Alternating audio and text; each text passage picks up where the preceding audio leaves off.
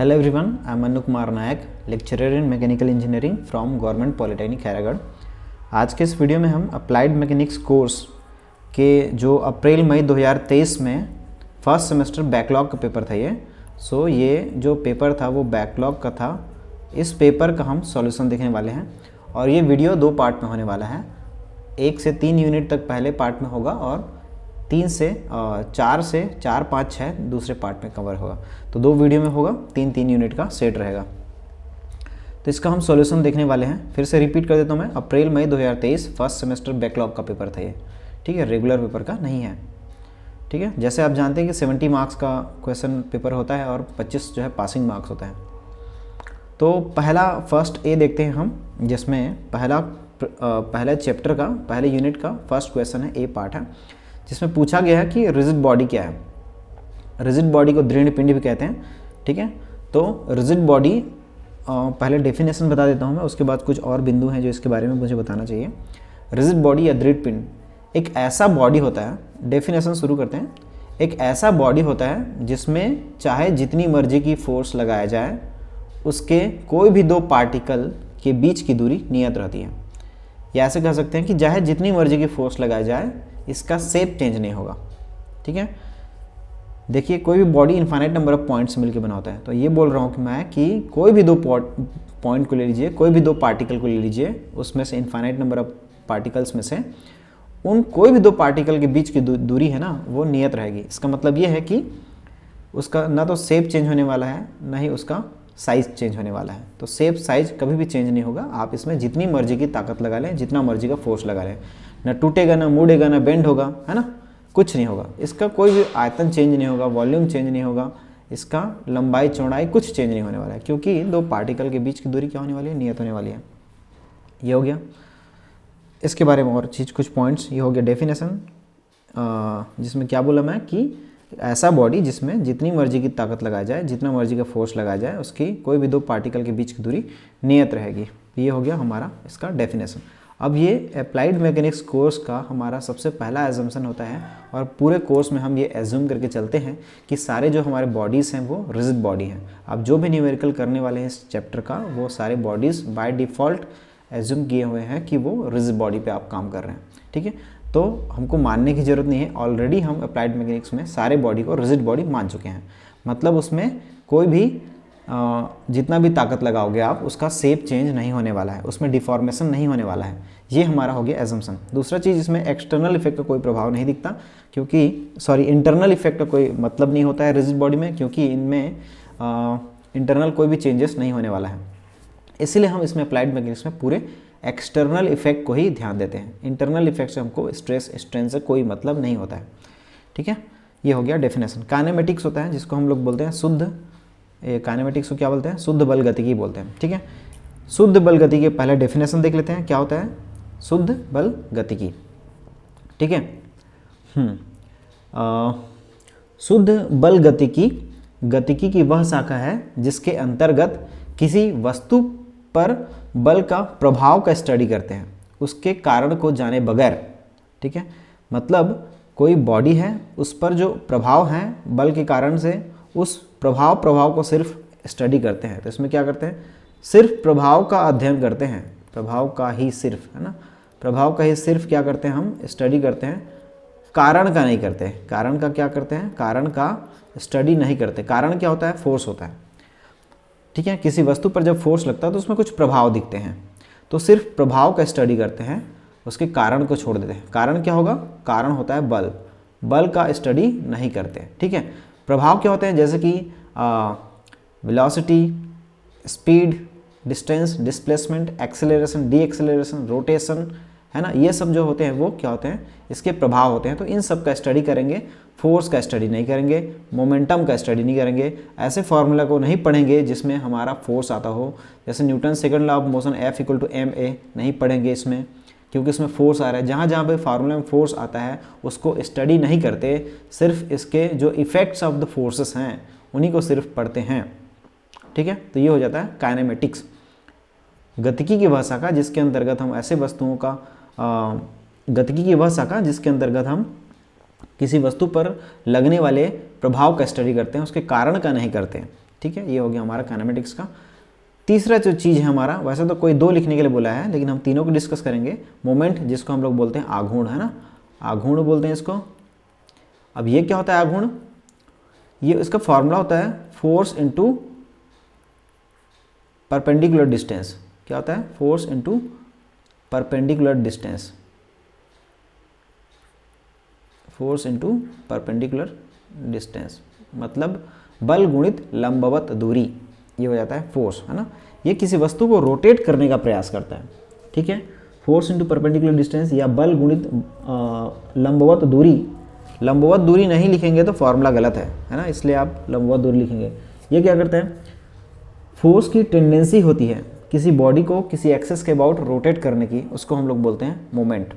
Force की tendency जो किसी बॉडी को किसी एक्सेस के अबाउट रोटेट करने का प्रयास करता है, उसको हम लोग बोलते हैं मोमेंट। या फोर्स इनटू परपेंडिकुलर डिस्टेंस, बल गुणित लंबवत दूरी को हम लोग क्या बोलते हैं? मोमेंट बोलते हैं। किसी वस्तु को रोटेट करने का प्रयास करते हैं, ठीक है। वस्तु की इस चेष्टा को हम लोग क्या बोलते हैं? मोमेंट बोलते हैं। चलिए, अब इसके बाद आते हैं हम right any 4 external effects of the force. बहुत सारे बता सकता हूँ मैं।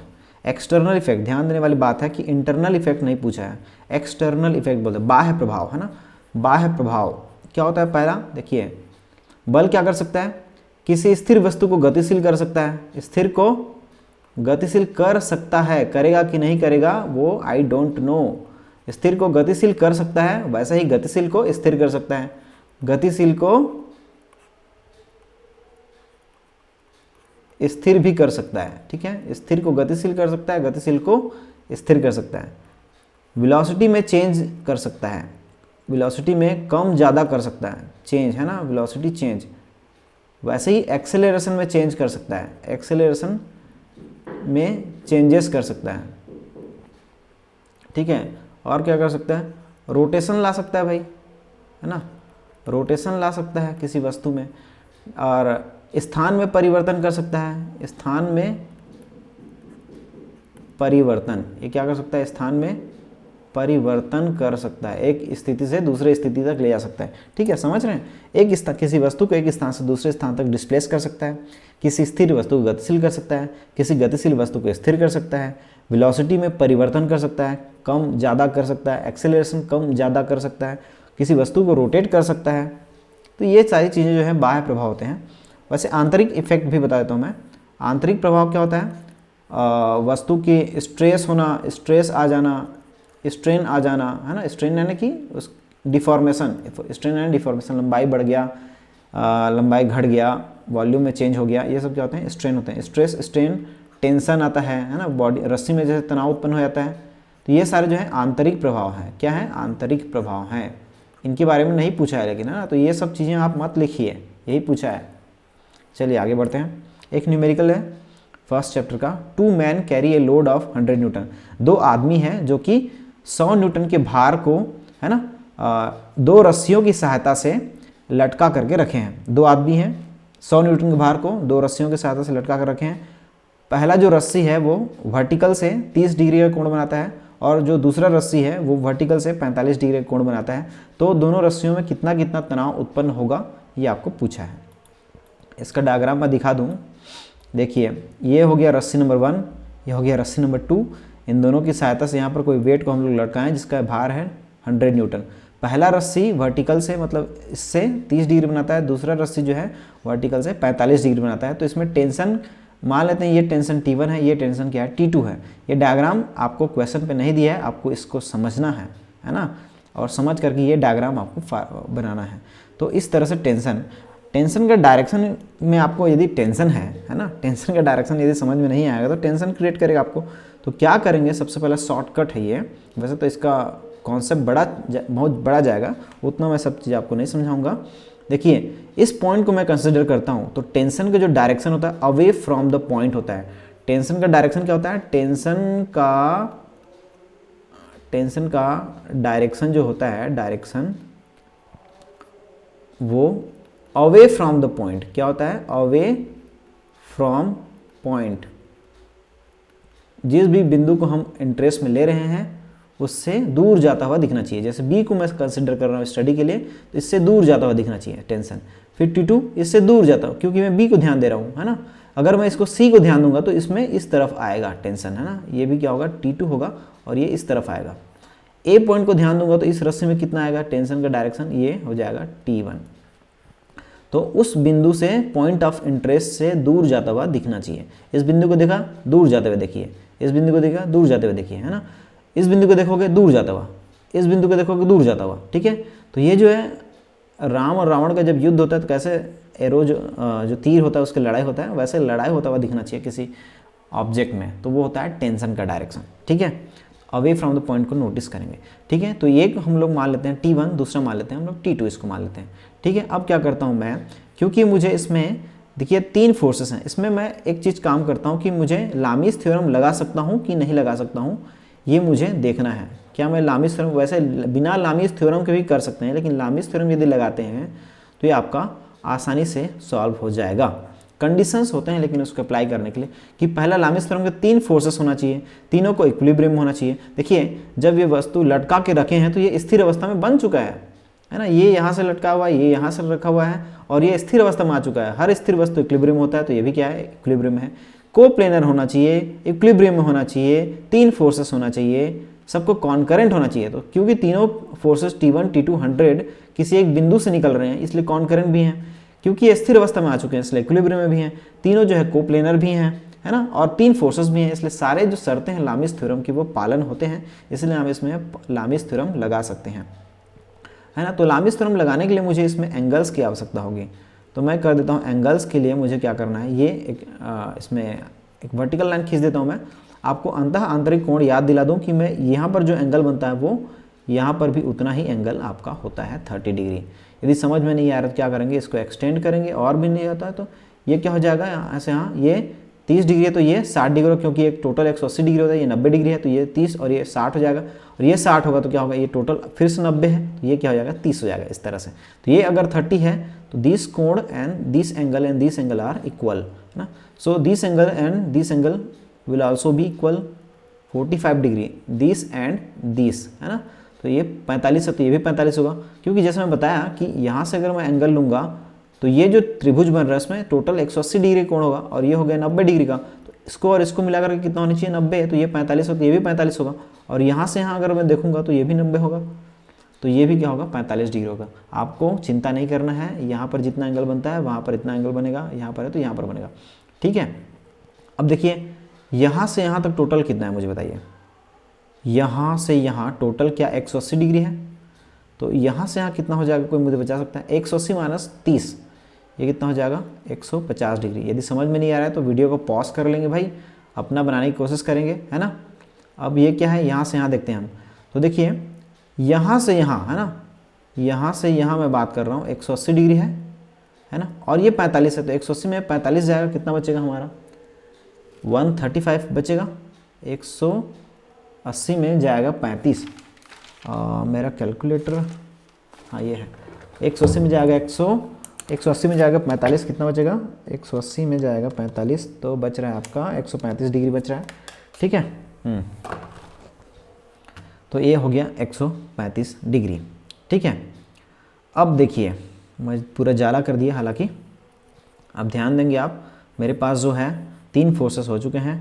पहला है मेरा यहाँ पर T1 है, दूसरा है मेरा ये है 100 न्यूटन है, सॉरी ये 100 न्यूटन है, और तीसरा है मेरा T2, है ना। यहाँ से यहाँ का एंगल कितना हो गया 30 + 45 हो जाएगा, 30 + 45 हो गया, ये 75 डिग्री हो गया। ये देखिए यहाँ से 30 ये 45 ये हो गया 75 डिग्री हो गया।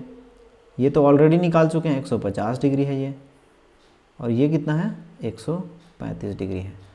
लामीज थ्योरम लगाइए, क्या हो जाता है, applying Lami's theorem at point B, बिंदु बी पर लामीज थ्योरम लगाने पर, तो T1 बाय इसके सामने का एंगल साइन के साथ क्या करेंगे, इसके सामने का एंगल लेंगे इक्वल टू T2 के सामने का एंगल 150 है तो साइन के साथ क्या करेंगे 150 कर देंगे, इक्वल टू 100 हम जानते हैं डिवाइडेड बाय इसके सामने का एंगल साइन के साथ, तो ये हो जाएगा sin 75। अब आप बड़ी आराम से निकाल सकते हैं, इन दोनों को कंसिडर कीजिए एक बार, है ना। तो T1 निकल जाएगा आपका, T1 हो जाएगा 100 इंटू देखिए ये 100 साइन 135 कहाँ चला जाएगा, ऊपर चला जाएगा साइन 135। ये दो इक्वेशन एक्चुअल में है ना, साइन क्या हो जाएगा 75। इन दोनों को एक इक्वेशन हुआ, ये दूसरा इक्वेशन बनेगा, ये इक्वेशन 2 बनेगा और ये इक्वेशन 1 बनेगा। यहाँ से निकाल लीजिए T1, जो मेरा T1 का मान है वो आ रहा है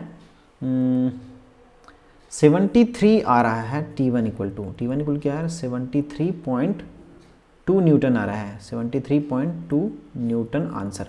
T2 निकालना है तो T2 के लिए फिर से वही कीजिए, T2 के लिए क्या हो जाएगा T2 इक्वल टू 100 और यहाँ पर साइन जो है 150 हो जाएगा, ये वाला ये जो है ऊपर चला जाएगा है ना, डिवाइडेड बाय कर देंगे, साइन कर देंगे और ये हो जाएगा 75। तो यहाँ से T2 का जो मान आएगा हमारा that is equal to 51.76 newton. तो ये हो गया हमारा आंसर। ठीक है, क्वेश्चन पे आ जाते हैं हम वापस से। अब define any two from the following, किसी दो को आपको डिफाइन करना है। Centroid, centre of gravity, centre of mass, है ना। तो सेंट्रॉइड देखिए, प्लेन जियोमेट्रिकल फिगर जो होता है हमारा, है ना, प्लेन जियोमेट्रिकल फिगर्स जैसे कि आपका ट्रायंगल है, रेक्टेंगल है, सर्कल है ना, जिनका सिर्फ क्या होता है एरिया होता है, 2D डायमेंशन, जिनका सिर्फ क्या होता है एरिया होता है, द्रव्यमान नहीं होता है। तो उन एरियाज़ को उन एरिया के जो सेंटर होते हैं उनको ही हम लोग क्या बोलते हैं, केंद्रक बोलते हैं। तो ये क्या है 2D फिगर्स, जो 2D फिगर्स होते हैं, है ना, 2D फिगर्स जो होते हैं, है ना, उनका सेंटर है ये, उनका सेंटर या सेंटर पॉइंट, उनका क्या होता है सेंटर पॉइंट, इसको बोलते हैं हम लोग केंद्रक बोलते हैं। सेंट्रॉइड को हम लोग क्या बोलते हैं केंद्रक, नीचे लिखा हुआ है अभी नीचे, सेंट्रॉइड को क्या बोलते हैं केंद्रक बोलते हैं। ठीक है, तो 2D फिगर्स जो है उसका सेंटर पॉइंट होता है। सेंटर ऑफ ग्रेविटी क्या होता है, किसी वस्तु 3D सॉलिड का, है ना, किसी 3D सॉलिड बॉडी का, किसी 3D सॉलिड बॉडी का ऐसा बिंदु जहाँ पर ऐसा बिंदु है ना, जहाँ पर उसका पूरा भार केंद्रित माना जा सकता है, पूरा भार केंद्रित, है ना, पूरा भार केंद्रित माना जा सकता है, वहाँ पर केंद्रित नहीं होता है, पूरा भार को केंद्रित माना जाता है। ठीक है, तो ये हो गया हमारा सेंटर ऑफ ग्रेविटी। हम लोग जनरली देखते हैं कि जो बॉडी होता है उसके वेट को हम लोग एक बिंदु से बीचों बीच से ऐसे करके डिनोट करते हैं। यहीं पर पूरा भार लग रहा होता क्या, वो सब जगह लगा होता है, लेकिन उसके सेंटर ऑफ ग्रेविटी पर हम लोग उसको क्या करते हैं, दिखाते हैं, दर्शाते हैं, क्योंकि पूरा भार जो है वहाँ पर केंद्रित माना जाता है। वैसे सेंटर ऑफ मास होता है, दोनों में थोड़ा सा अंतर है बस। अगर ग्रेविटेशनल फील्ड जो है अंतर होगा तो दोनों डिफरेंट पॉइंट पे आ सकते हैं, अदरवाइज हमारा जो केस है वो तो उतना वेरिएशन नहीं होता, इसलिए दोनों एक ही बिंदु पर आते हैं। सेंटर ऑफ मास क्या है, जहाँ पर पूरा मास, पूरा द्रव्यमान, पूरा मास केंद्रित होता है किसी बिंदु पर, ऑब्जेक्ट के किसी बिंदु पर, ऐसा बिंदु जहाँ पर उसका पूरा मास केंद्रित होता है, मास केंद्रित होता है। ठीक है, अब ये आप सोच रहे होंगे कि ये दोनों क्या है भाई, दोनों सेंटर ऑफ ग्रेविटी और सेंटर ऑफ मास में क्या अंतर है। सेंटर ऑफ ग्रेविटी में पूरा भार केंद्रित है, सेंटर ऑफ मास में पूरा द्रव्यमान केंद्रित है, मास केंद्रित है। देखिए एज्यूम कीजिए कि एक ऐसा बहुत लंबा बॉडी है ना, बहुत लंबा बॉडी हो जिसमें यदि ग्रेविटेशनल फील्ड में अल्टरनेशन हो, इधर कुछ ग्रेविटी अलग है, इधर कुछ ग्रेविटी अलग है, इस केस में दोनों का जो सेंटर ऑफ मास है और सेंटर ऑफ ग्रेविटी है डिफरेंट हो सकते हैं, लेकिन ऐसा होता नहीं है, इतना कम वेरिएशन होता है उसको नेग्लेक्ट मानते हैं, है ना। तो ये दोनों एक ही, पृथ्वी की कोई भी जगह पर अगर देखेंगे तो ये दोनों एक ही बिंदु पर आएंगे, सेंटर ऑफ मास और centre of gravity. Centre of mass मतलब पूरा द्रव्यमान केंद्रित है, सेंटर ऑफ ग्रेविटी मतलब पूरा भार केंद्रित है।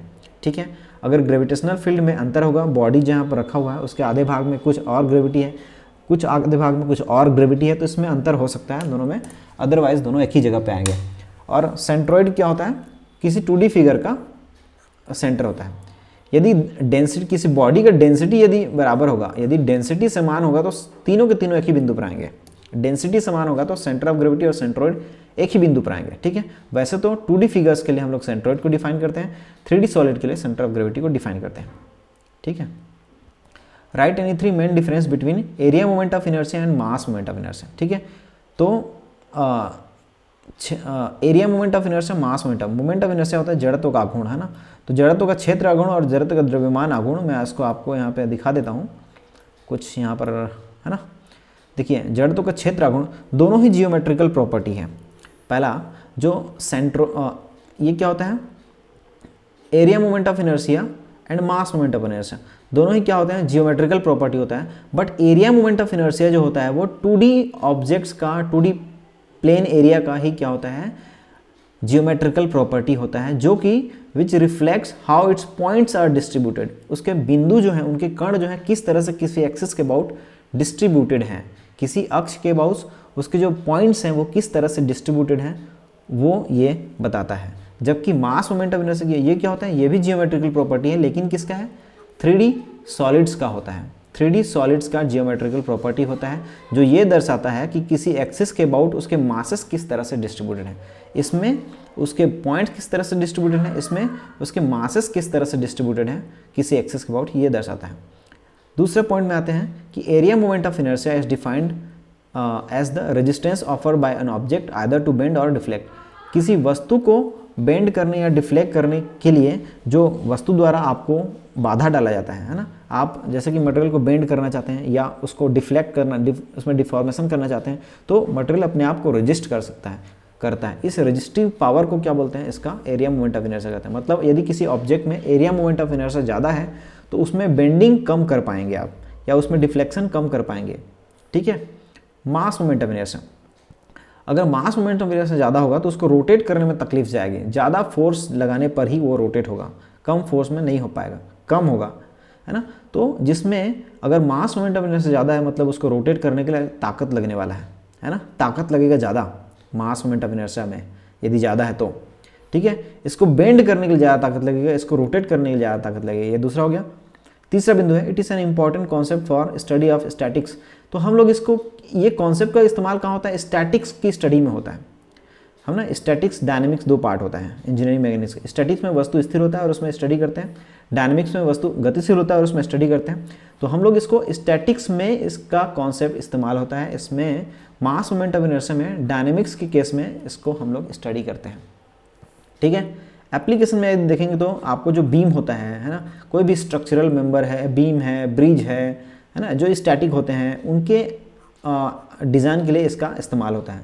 जबकि इसमें कोई रोटेटिंग मेंबर्स के लिए जो डायनेमिक हैं उनके लिए ये डिज़ाइन होता है, जैसे फ्लाईव्हील हुआ, गियर हुआ, गायरोस्कोप हुआ, इनकी डिज़ाइन में इसका इस्तेमाल होता है मास मोमेंट ऑफ इनर्शिया का।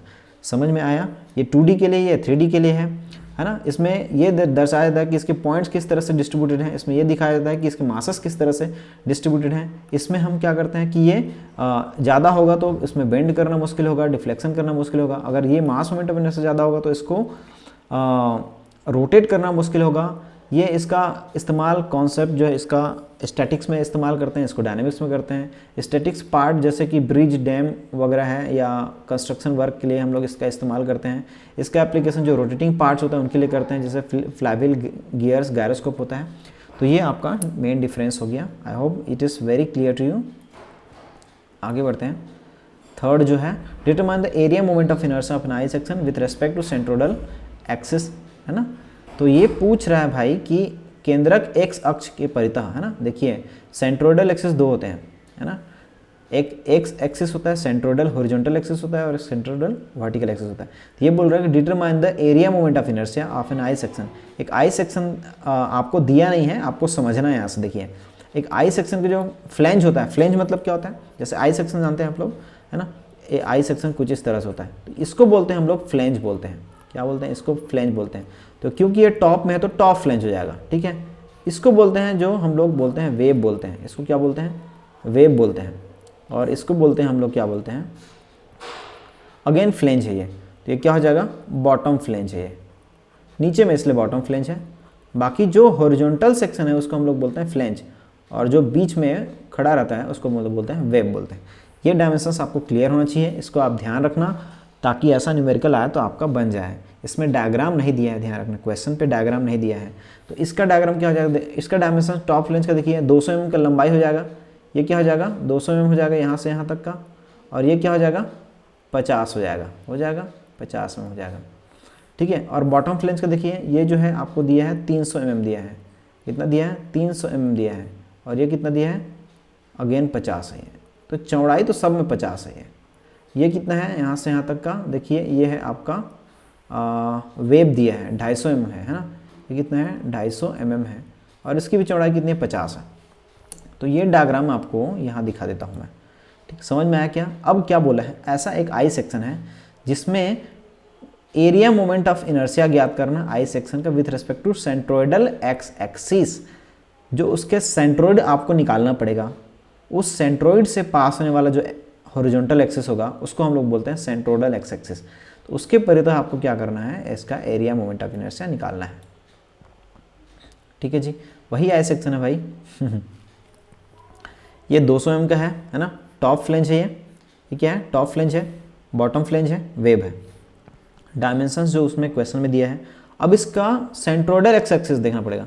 देखिए हमको सबसे पहले मोमेंट ऑफ इनर्शिया के केस में हमको सबसे पहले क्या करना होता है, हमको सबसे पहले तो सेंट्रोइड फाइंड आउट करना पड़ेगा, सेंट्रोइड या सेंटर ऑफ ग्रेविटी है ना, मैं अलग अलग बताया वहाँ पर, लेकिन इनके एक दूसरे के बदले में इस्तेमाल कर देते हैं नाम को।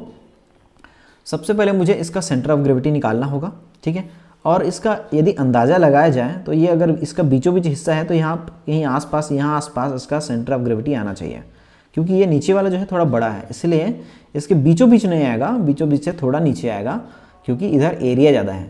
तो क्या होता है, सेंट्रोइड क्या करता है, एरिया को बराबर भागों में बांटता है ना। सेंट्रोइड क्या करता है, जैसे यहाँ पर सेंट्रोइड आ रहा है तो इसके ऊपर का एरिया और नीचे का एरिया बराबर रहेगा, यही करना है। सेंट्रोइड क्या करता है, एरिया को बराबर भागों में बांटता है, ठीक है।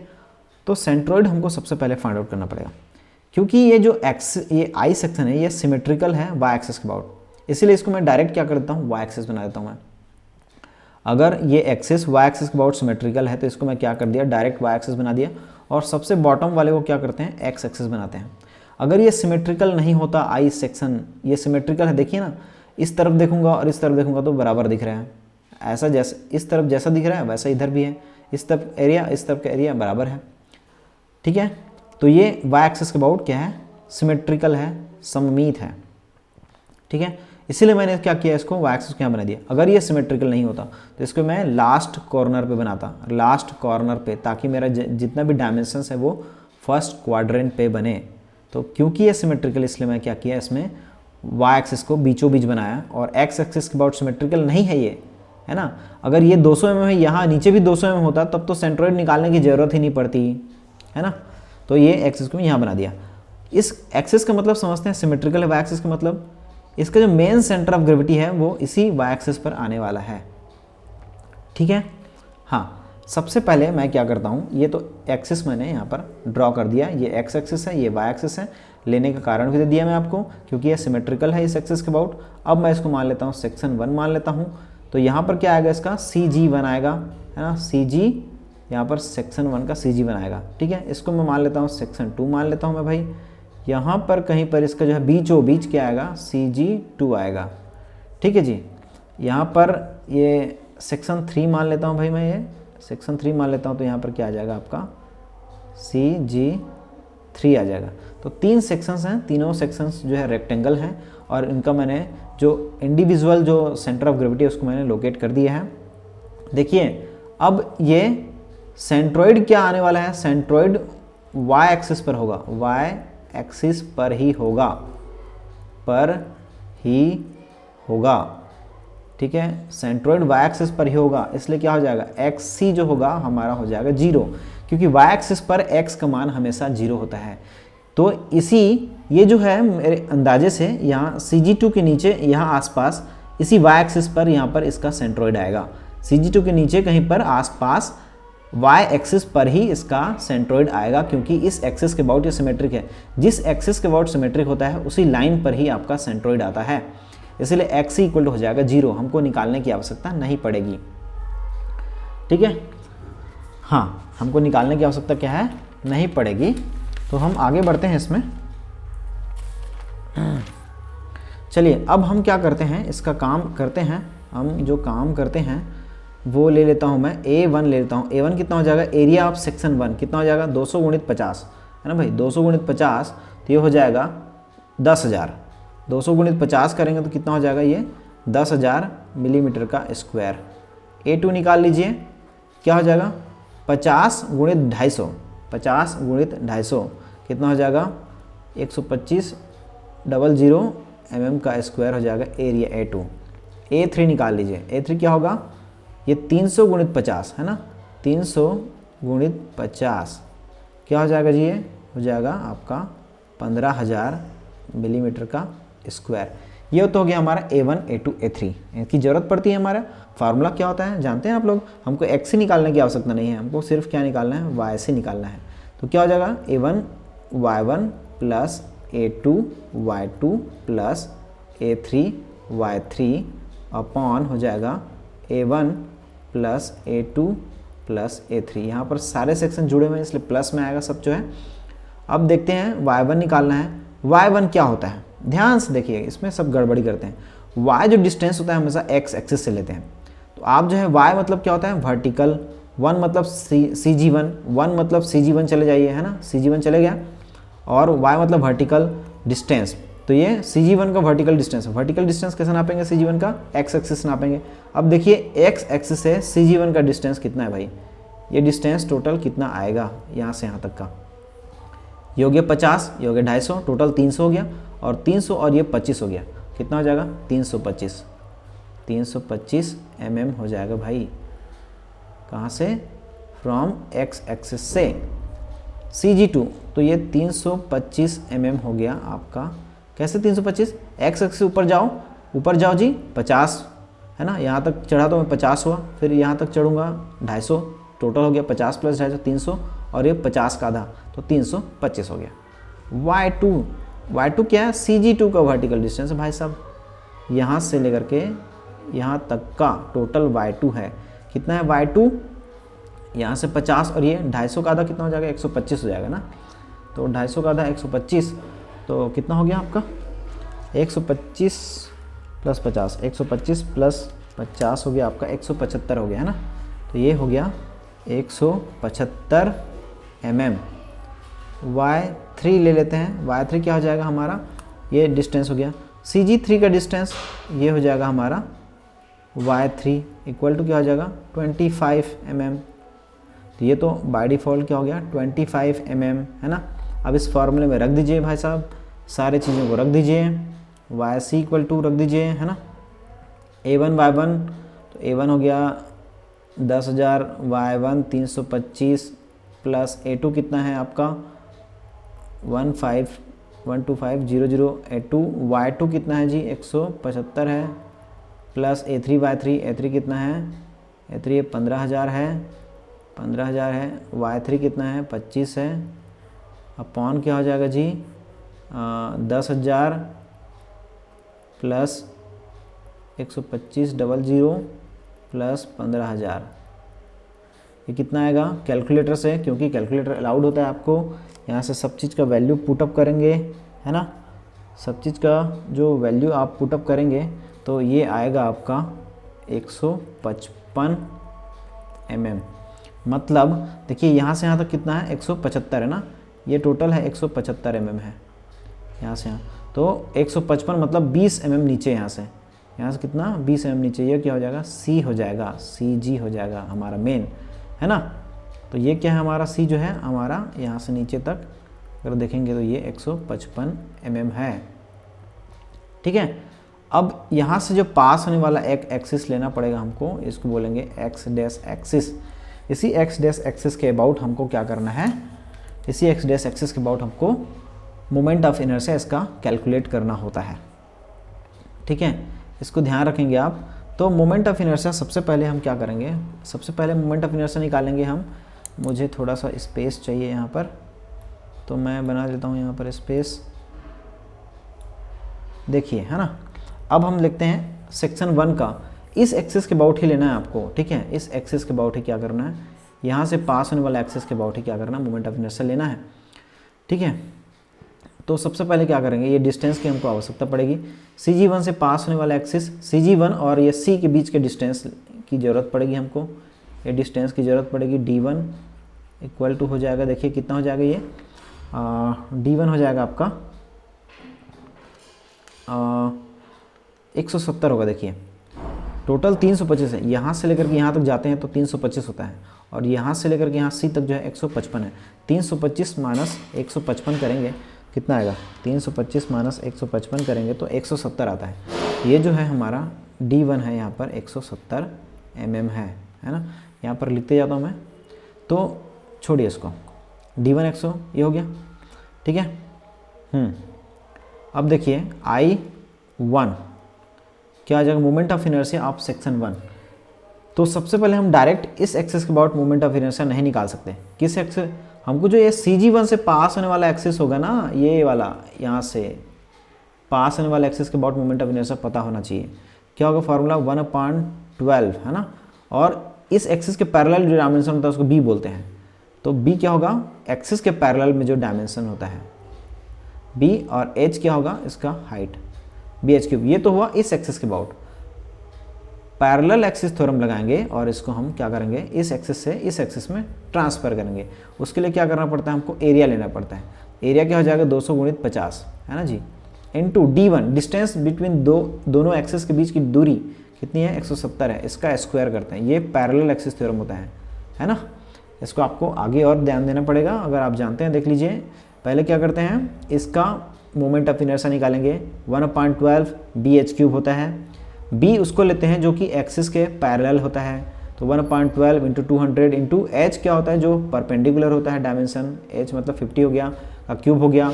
लेकिन ये इस एक्सिस के अबाउट निकला है, मुझे इस एक्सिस के अबाउट ट्रांसफ़र करने के लिए क्या करना पड़ेगा, इसका एरिया लूँगा मैं और दोनों एक्सिस के बीच की डिस्टेंस का स्क्वायर कर दूंगा मैं। तो ये मेरा निकल जाएगा I1 निकल जाएगा, जो कि I1 निकलेगा मेरा वो हो रहा है 291,291,08333.3 mm का पावर 4, ठीक है। इसी तरह से निकालेंगे हम I2 निकालेंगे, moment of inertia of section 2 निकालेंगे।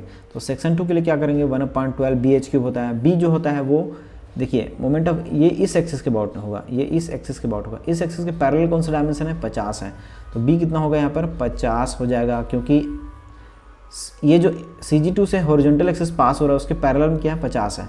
और इसका डायमेंशन हाइट कितना हो जाएगा, 250 हो जाएगा, क्यूब हो जाएगा।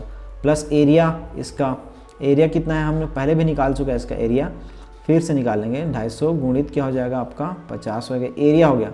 डिस्टेंस दोनों एक्सिस के बीच की डिस्टेंस देखिए, अगर ये जो है 175 हाइट पर है, ये 155 हाइट पर है, दोनों के बीच का डिस्टेंस कितना हो गया, 20 हो गया। 175 माइनस 155 कितना हो गया, हाइट ये हो गया, तो 125 का स्क्वायर हो गया। I2 कितना आएगा आपका, I2 जो है इसमें अगर कैलकुलेट करेंगे तो आ रहा है 701041667 मिलीमीटर का घात 4। इसी तरह से हमको निकालना है I3 निकालना है।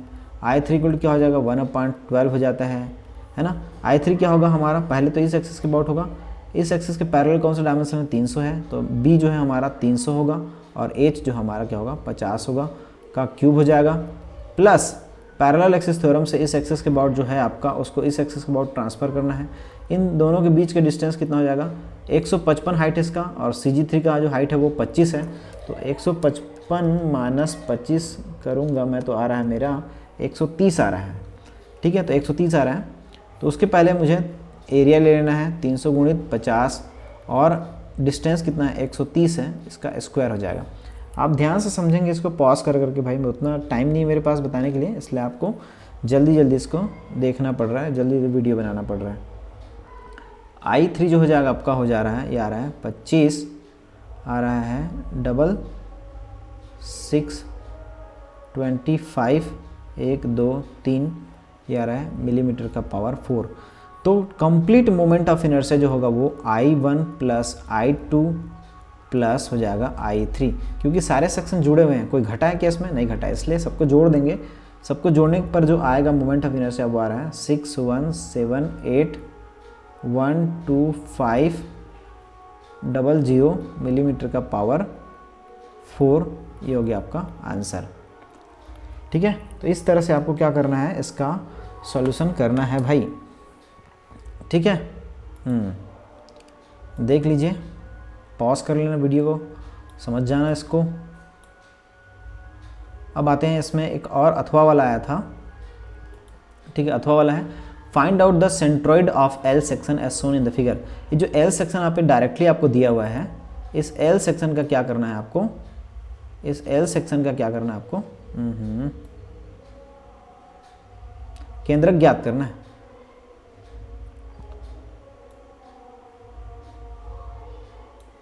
इस एल सेक्शन का आपको क्या करना है, केंद्रक ज्ञात करना है। ठीक है, देखिए ये एल सेक्शन केंद्रक ज्ञात करने के लिए मेरा नंबर विधि मैं बता रहा हूँ आपको कि कैसे आप ज्ञात करोगे। सबसे पहले हमको देखिए, सबसे पहले तो आप स्टेप नंबर 1 में ये पता कीजिए कि क्या ये किसी एक्सिस के अबाउट सिमेट्रिक है। इसका केंद्रक जी, केंद्रक इसका सेंटर ऑफ ग्रेविटी कहाँ होगा, यहाँ आसपास होना चाहिए, यहाँ आसपास है ना, यहीं आसपास कहीं आसपास आएगा, बॉडी के अंदर नहीं आएगा, बॉडी से बाहर आएगा केंद्रक इसका, सेंटर ऑफ ग्रेविटी है ना। सबसे पहले स्टेप नंबर 1 है केंद्रक ज्ञात करने के लिए कि आप ये चेक कीजिए कि क्या एक किसी एक्सिस के अबाउट सिमेट्रिक है। सिमेट्रिक मतलब उस एक्सिस से दोनों तरफ वैसा ही दिखना चाहिए। तो ऐसा कोई भी एक्सिस नहीं है, यहाँ देखूंगा तो इधर लंबा है, इधर कुछ नहीं है, यहाँ से काटूंगा तो उधर लंबा है, इधर जो है चौड़ा है। तो इस तरह से ये किसी भी एक्सिस के अबाउट सिमेट्रिक नहीं है। तो अब क्या करेंगे, हमारा जो है सबसे ऐसा एक्स एक्सिस और वाई एक्सिस को लेना है जिससे कि हमारा जो ये है फर्स्ट क्वाड्रेंट पे है, सारे डायमेंशंस क्या होंगे फर्स्ट क्वाड्रेंट पे हैं। और ये क्या हो जाएगा, ये हमारा हो जाएगा ओरिजिन 0 0 हो जाएगा, एक्स एक्सिस वाई एक्सिस और ये ओरिजिन हो गया, दोनों का इंटरसेक्शन। ठीक है, अब हम देखते हैं कि हमको क्या चाहिए, एक्स सी और वाई सी दोनों का मान चाहिए, क्योंकि ये किसी भी एक्सिस के अबाउट सिमेट्रिक नहीं है। तो सबसे पहले आप कीजिए इसको सेक्शन में डिवाइड कीजिए, इसको क्या हो जाएगा, ये आप मैं इसको सेक्शन में डिवाइड कर दिया, मतलब इधर का सेक्शन मेरा 2 हो गया, इधर का सेक्शन मेरा क्या हो गया 1 हो गया। तो सेक्शन नंबर 1 हो गया और this is section number 2।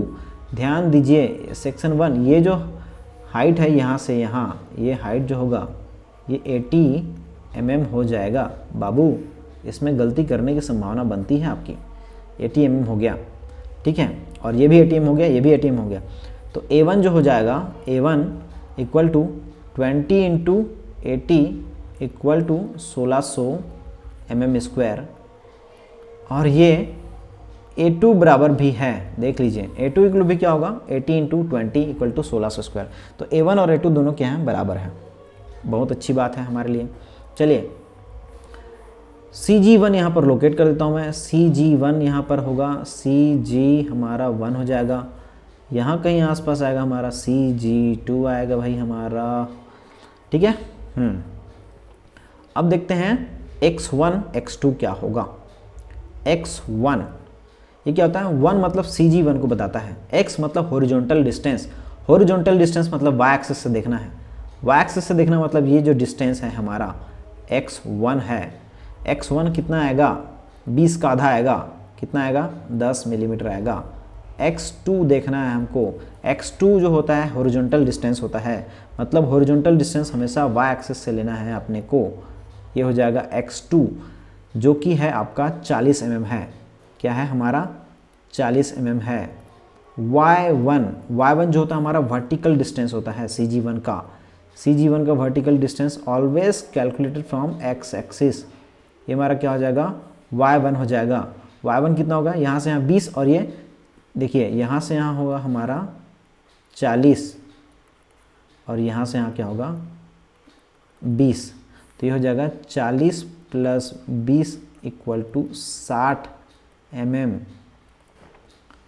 y2 हो जाएगा, y2 हमारा देखिए हाइट, ये हाइट है y2 कितना होगा हमारा 20 का आधा 10, तो ये हो जाएगा 10 mm।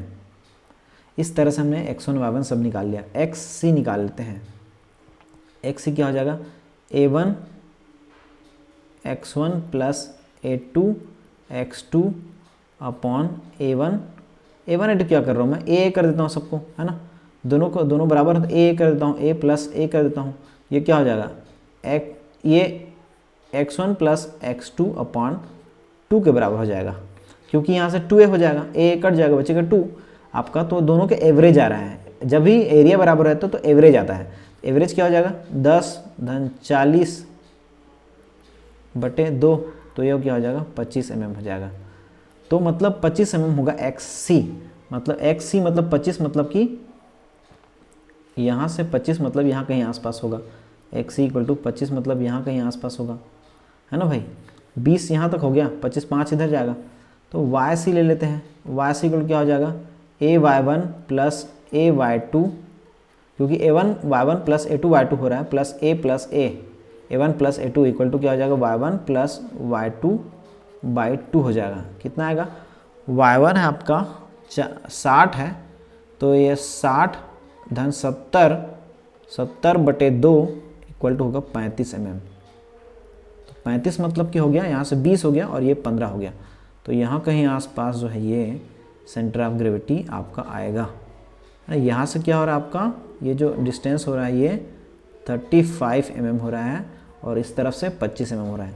तो इस तरह से हमारा जो केंद्रक है XC YC हमारा जो केंद्रक होगा वो आएगा 25 mm और ये 35 mm, ये हमारा हो गया केंद्रक। तो इस तरह से आप क्या कर सकते हैं, इसका सेंट्रोइड पता कर सकते हैं। तो 2 चैप्टर का हमारा जो है काम कंप्लीट हो चुका है ना। तीसरे चैप्टर में हम लोग आ चुके हैं। तीसरे चैप्टर में डिफाइन कोएफिशिएंट ऑफ फ्रिक्शन, घर्षण गुणांक। घर्षण गुणांक क्या बताऊं, खुरदुरापन। क्या, सतह की खुरदुरापन। कोई भी जो हमारा बॉडी देखते हैं ना, कितना रफ है, कितना खुरदुरा है, वही है खुरदुरापन। क्या है, कोएफिशिएंट ऑफ फ्रिक्शन। इसका फॉर्मूला होता है mu equal to maximum friction या limiting friction divided by normal reaction. तो ये इसको बोलते हैं लिमिटिंग फ्रिक्शन बोलते हैं। लिमिटिंग फ्रिक्शन या मैक्सिमम फ्रिक्शन भी बोल सकते हैं। लिमिटिंग फ्रिक्शन या क्या बोल सकते हैं, मैक्सिमम फ्रिक्शन भी कह सकते हैं अपॉन नॉर्मल रिएक्शन या अभिलंब प्रतिक्रिया, है ना। नॉर्मल रिएक्शन को क्या बोलते हैं, अभिलंब प्रतिक्रिया। इन दोनों के रेशियो को क्या बोलते हैं या अनुपात को क्या बोलते हैं हम लोग, कोएफिशिएंट ऑफ फ्रिक्शन बोलते हैं। ये सतह का खुरदुरापन होता है ना। ये ज़्यादा होने पर घर्षण भी ज़्यादा लगेगा, ये कम होने पर घर्षण भी कम लगेगा। ये वस्तु का शेप क्या है, साइज़ क्या है, उस पर कोई निर्भर नहीं करता। कोएफिशिएंट ऑफ फ्रिक्शन सिर्फ इस बात पर निर्भर करता है कि दो जो सरफेस हैं जो आपस में स्लाइड होने वाले हैं, रब होने वाले हैं, उनके मध्य खुरदुरापन कितना है, सिर्फ इसी बात पर निर्भर करता है और किसी बात पर निर्भर नहीं करता। आ जाते हैं, है ना। Coulomb's law of static friction and Coulomb's law of dynamic friction. 3 का B, write down the Coulomb's law of static friction. स्थैतिक घर्षण और गतिज घर्षण के कूलम्ब के जो नियम हैं उनको लिखिए। मैं यहाँ पर आपको नोट डाउन कर दिया हूँ मैं, है ना, कि Coulomb's law of static friction और Coulomb's law of dynamic friction यहाँ पे नोट डाउन कर दिया हूँ मैं, ताकि आपको लिखने में भी सुविधा हो। देखिए, Coulomb's law of static friction मतलब वस्तु क्या है, यहाँ पर स्थिर है भाई, वस्तु क्या है, स्थिर है। इस हिसाब से आप इसको सोचेंगे। क्या है ये, घर्षण बल संभावित गति, यहाँ पर संभावित गति बोलना पड़ेगा हमको। क्यों, क्योंकि गति, वस्तु गतिशील नहीं है, वस्तु गति करने की स्थिति पर है, तो संभावित गति इसलिए बोल रहा हूँ क्योंकि गति नहीं कर रहा है वो। तो जिस डायरेक्शन में वस्तु की गति करने की संभावना है उसके विपरीत दिशा में क्या करेगा, फ्रिक्शन फोर्स लगेगा। यही बोल रहे हैं, जिस दिशा में वस्तु जो है फिसलने वाला है उसकी विपरीत दिशा में क्या लगेगा, घर्षण बल लगेगा। ये हमारा हो गया पहला नियम। दूसरा नियम क्या है, magnitude of friction force is exactly equal to the force which tries to move the body. जब तक वस्तु स्थिर है तो ये कैपिटल फोर्स और ये स्मॉल फ्रिक्शन जो स्मॉल एफ है दोनों बराबर रहेंगे, है ना, क्योंकि वस्तु फिसला नहीं है भाई।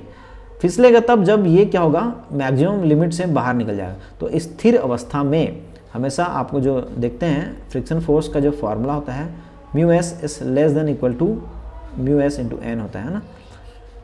और जब तक ये फिसला नहीं है तब तक ये दोनों बराबर होते हैं, क्योंकि ये स्थिर अवस्था में है। स्थिर अवस्था में मतलब कि क्या होगा, summation of F X equal to 0 हो जाएगा। मतलब कि सामने और पीछे जो लगने वाले बल हैं वो दोनों बराबर होंगे, तभी तो ये स्थिर है। इसलिए कैपिटल एफ ये बोल रहा है कि capital F equal to small F always, है ना, कि ऑलवेज मतलब स्थिर अवस्था में भाई। हाँ चलिए, तीसरा, the value of friction force does not depend on the shape and size. तो फ्रिक्शन फोर्स, घर्षण बल का मान जो है वस्तु का आकार क्या है, आकृति क्या है, इस बात पर निर्भर नहीं करता है। चौथा, the value of friction force depends upon the roughness of the surface. क्या बोल रहे हैं, खुरदुरापन पर निर्भर करता है। मैं जैसे ही बताया कि जितना ज़्यादा खुरदुरापन होगा सतह के बीच में उतना ज़्यादा घर्षण बल लगेगा, है ना। साइकिल चलाते हैं तो आप अगर मिट्टी वाले जो फटा हुआ है रफ सरफेस है वहाँ पर चलाएंगे तो क्या होगा, ज़्यादा ताकत लगाना पड़ेगा क्योंकि उसमें फ्रिक्शन ज़्यादा है। और वहीं पर टाइल्स में चलाएंगे तो फिसलता जाएगा, है ना। फिसलाना बहुत आसान है, टाइल्स में खींचना आसान है। चलिए, तो वही है कि रफनेस वैल्यू पर डिपेंड करता है आपका फ्रिक्शन फोर्स। और ये पांचवा जो बोल रहा है एफ मैक्सिमम और जो नॉर्मल रिएक्शन होता है इनका रेशियो एक निश्चित संख्या होता है जिसको हम लोग क्या बोलते हैं, स्टैटिक कोएफिशिएंट फ्रिक्शन बोलते हैं। ये एक डेफिनेट नंबर होता है ना, जो कि होता है म्यू एस के बराबर होता है। बस यही है स्थिर Coulomb's law of static friction. Coulomb's law of dynamic friction, यहाँ पर आप देखेंगे कि वस्तु जो है गतिशील हो चुका है ना। तभी तो डायनेमिक फ्रिक्शन मतलब क्या है भाई, वस्तु गतिशील है ना। तो ये क्या बोल रहा है, वस्तु जिस दिशा में मोशन कर रहा है, मोशन का दिशा है उसके विपरीत दिशा में फ्रिक्शन फोर्स लगेगा, मोशन के विपरीत दिशा में फ्रिक्शन फोर्स लगेगा। बस पहला हो गया।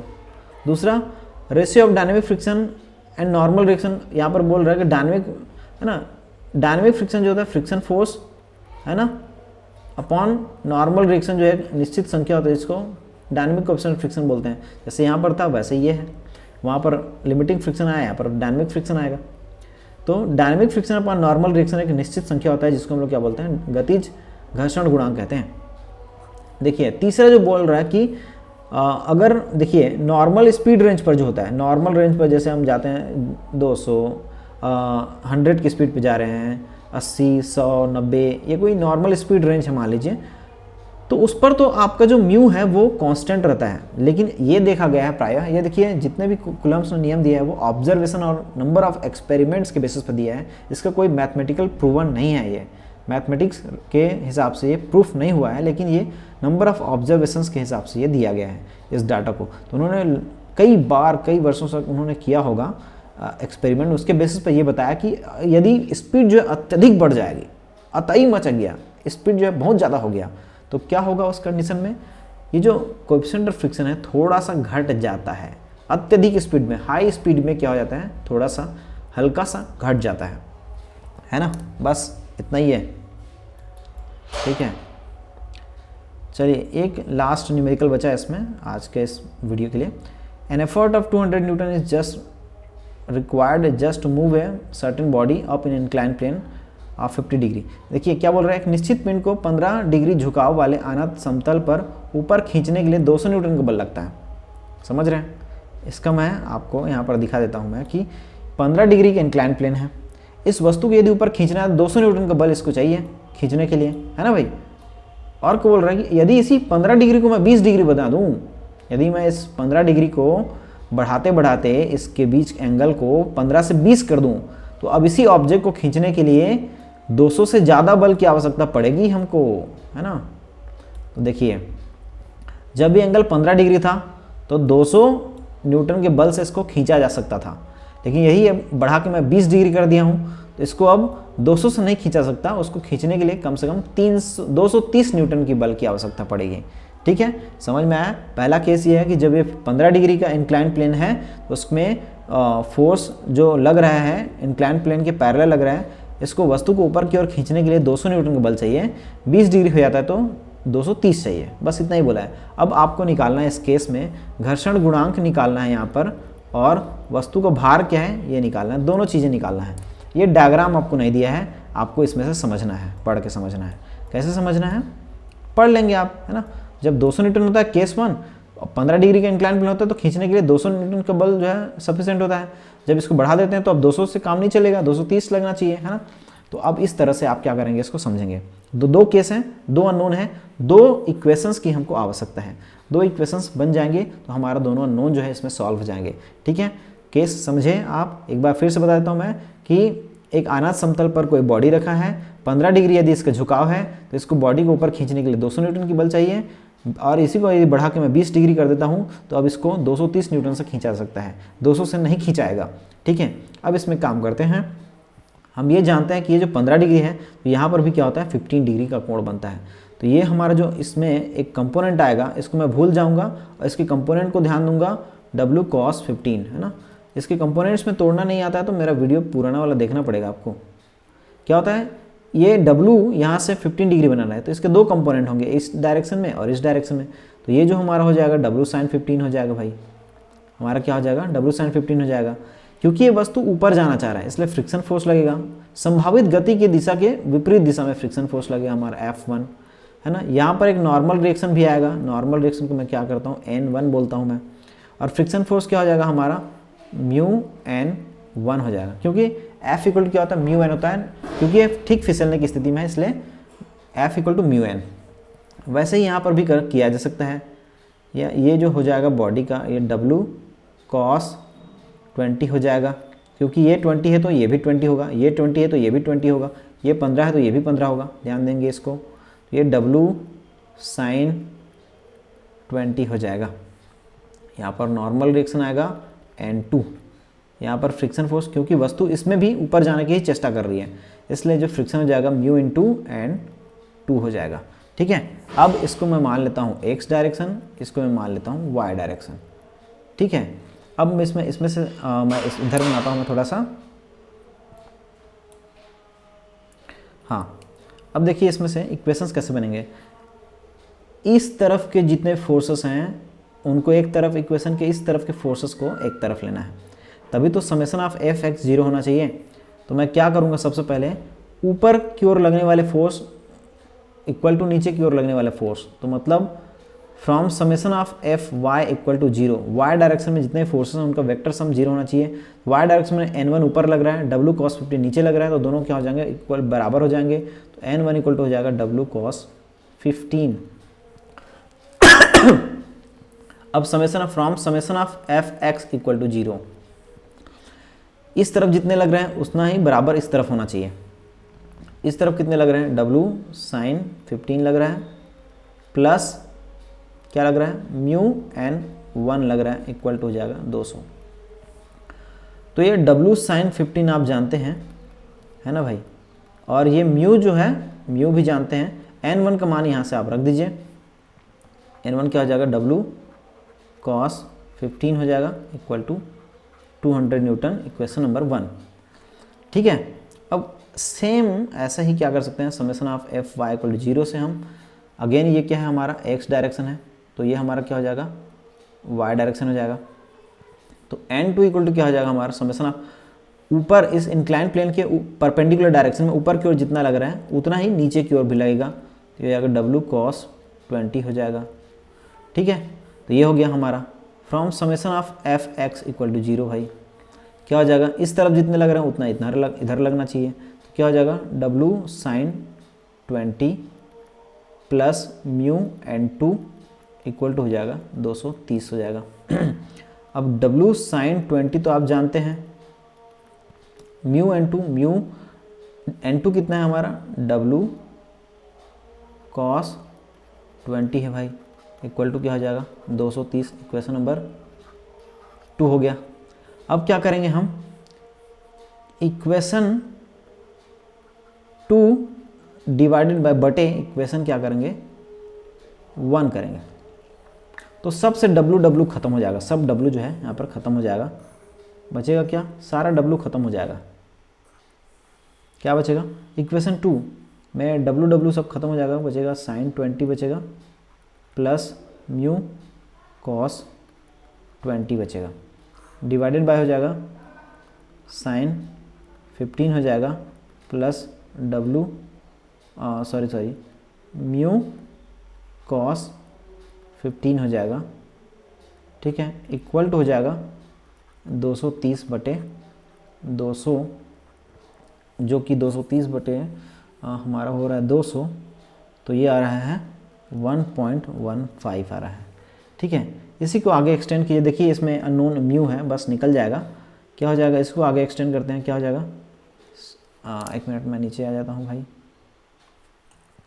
क्या कर दूंगा मैं नीचे, इसको तिर्यक गुणा कर दीजिए, है ना, इसको यहाँ पर ले जाइए, क्या हो जाएगा, sin 20 प्लस म्यू cos 20 हो जाएगा, इक्वल टू 1.15 sin 15 हो जाएगा, plus 1.15 into mu into cos 15 हो जाएगा।